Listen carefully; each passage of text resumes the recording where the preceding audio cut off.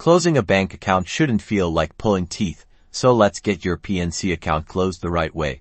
There are 3 main ways you can close your PNC Bank account: in person, by mail, or by phone.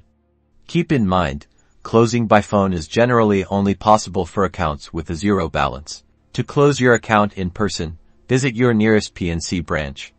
A bank representative will guide you through the process.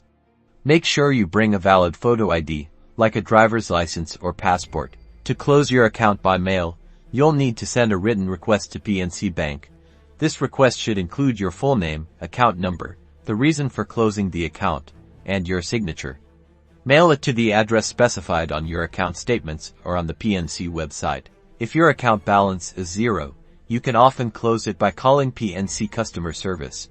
The number is listed on the back of your debit card or on the PNC website. A representative will verify your identity and process the closure request. Before closing, transfer or withdraw any remaining funds. PNC may charge a fee to mail you a final check, so transferring the money beforehand is usually the best option. Don't forget to shred any old checks and account statements. And that's it. By following these steps, you can close your PNC Bank account quickly and efficiently.